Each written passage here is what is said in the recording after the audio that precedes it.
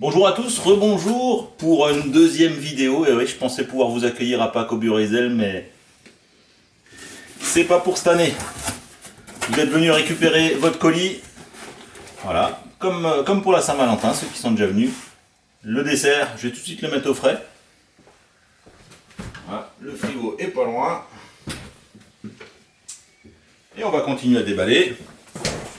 Ici, le gigot d'agneau. J'ai pris pour 3 personnes celui-ci. Si vous étiez seul, ce serait un morceau de gigot. Pour 2, un morceau un peu plus gros. Pour 3, un gigot entier. Pour 4, un gigot entier plus grand. Voilà. Donc on a adapté le tir en fonction du nombre de convives à table. Lui, c'est celui qui va bien sûr mettre le plus de temps à réchauffer. Pour 3 personnes, on va compter une demi-heure. Pour 4 personnes, 35 minutes.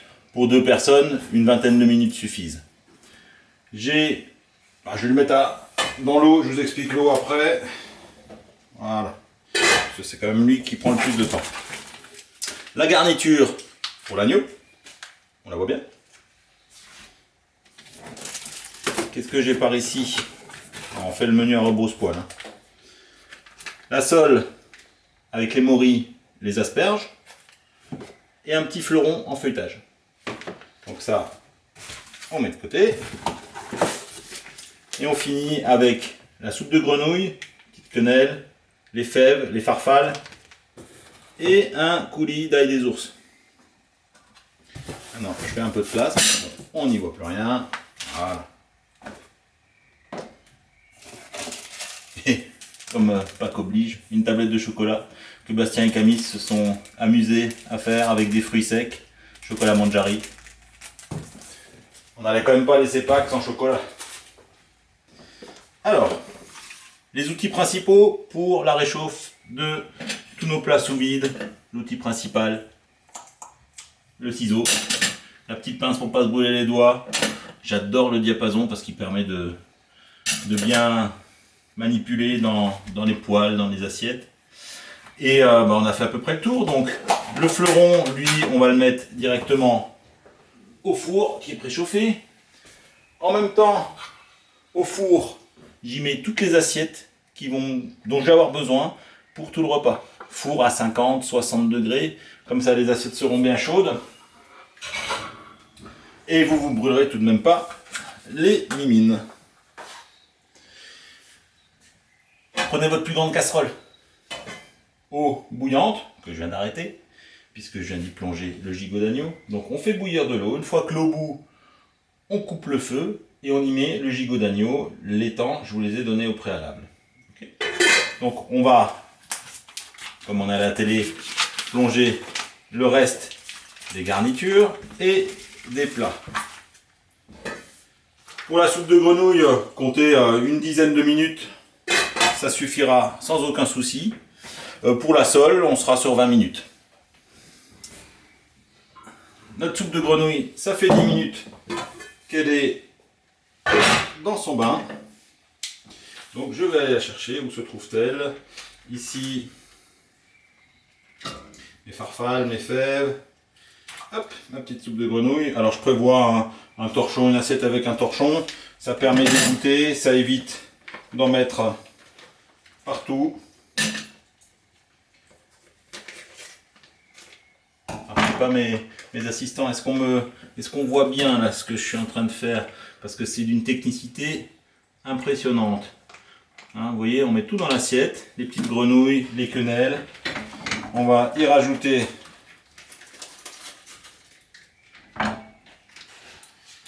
nos farfales, nos fèves par-dessus.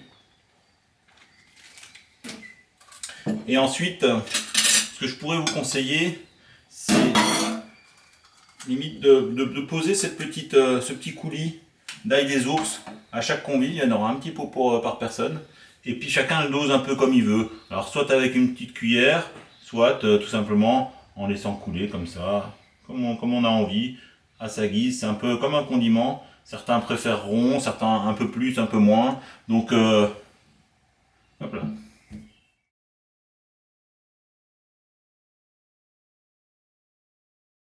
On est tout bon? On passe à la suite? Allez.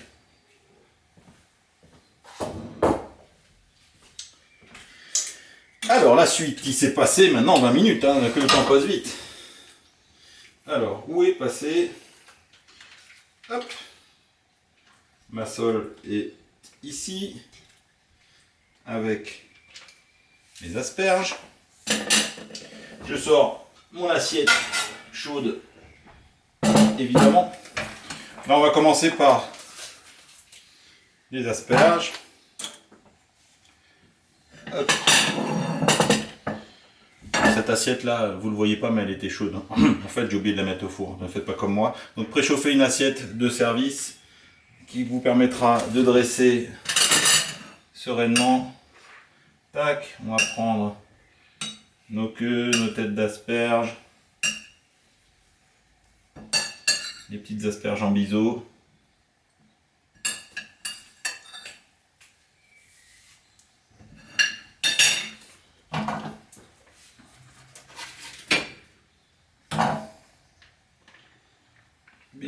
Dans la même assiette chaude, évidemment, j'ai ma sole.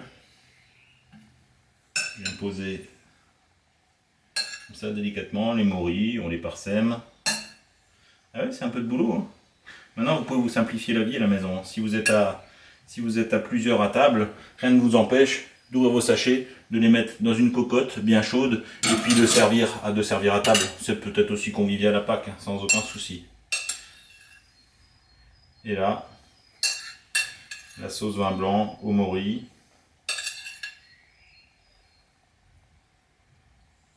Pas l'oublier lui. Le petit fleuron. Tac, qui arrive sur le coin de l'assiette. On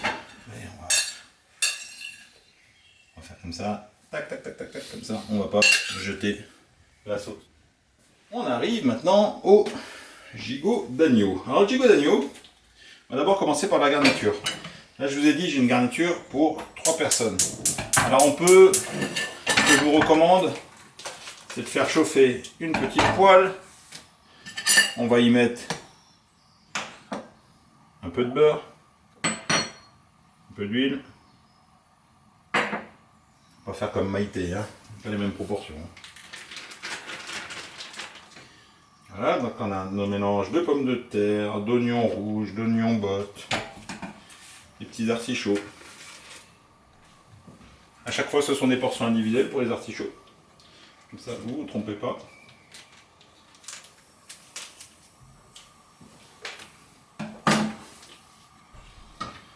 J'aurais pu allumer ma poêle avant, hein. Qu'est-ce que je peux vous raconter comme bêtise pendant le temps que ça chauffe? Vous nous manquez, hein. C'est compliqué parce que faire des petits monologues comme ça devant un écran, c'est compliqué, c'est pas notre métier.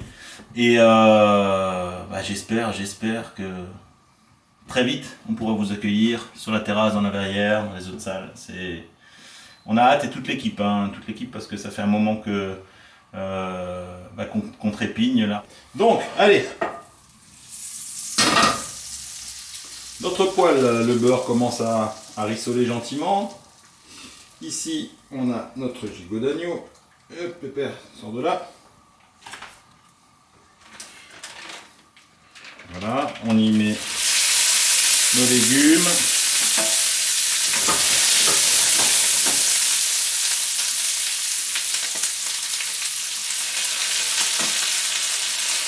Les artichauts. Tout est évidemment chaud. On va plus m'entendre là. Mais bon, c'est ça la cuisine, hein. C'est le bruit aussi, c'est ce petit crépitement.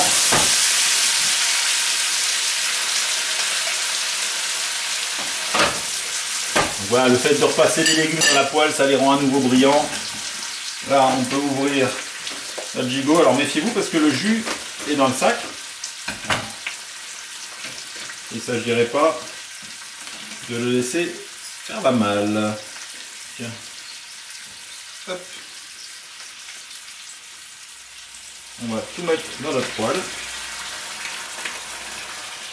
Poser délicatement dessus. On enlève le papier alu qui évite que le sac ne perce.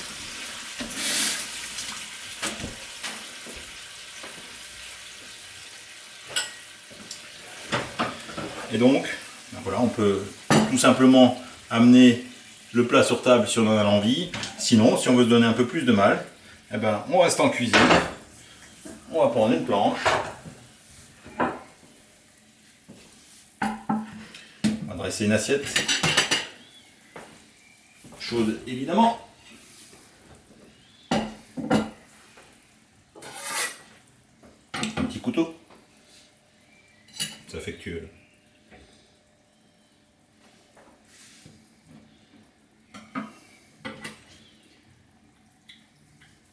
Alors il a été désossé ce gigot d'agneau, donc vous n'avez aucun souci pour le trancher. Vous voyez, la cuisson est plutôt pas mal du tout. Là. Fabrice et Paul, François, Loïc qui a aussi travaillé avec nous là, ces derniers jours, bah, ils ont bien bossé. Allez, hop, mais bien sûr avec une petite tache, c'est pas mal ça. 3 pommes de terre. Artichaut.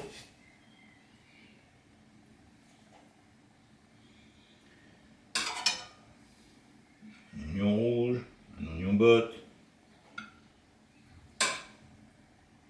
une tomate confite, avec un peu d'olive, et puis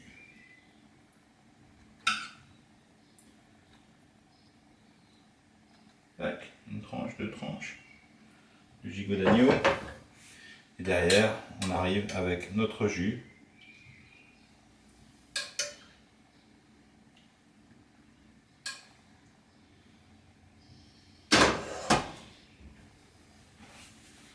Paf, paf.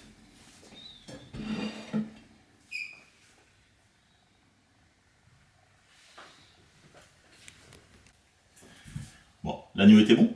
On passe au dessert. Allez, feu.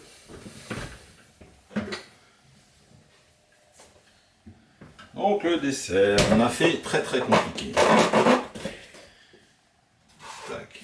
On attendait de savoir si on allait pouvoir avoir de la rhubarbe et de la fraise, et puis le feu vert a été donné. Donc plaisir à pouvoir vous proposer cet entremets, un peu comme un fraisier. Tac, une petite plaquette dorée en dessous qu'on enlève, oui, juste avec l'aide d'une spatule. Avec, on a mis un petit coulis de fraise, comme ça, vous pouvez décorer votre assiette de ces quelques points. Voilà, ça meuble et ça fait une assiette bien sympathique. J'espère ne plus vous revoir par vidéo interposée, mais rapidement Bureau et Zèle. Portez-vous bien, à très bientôt.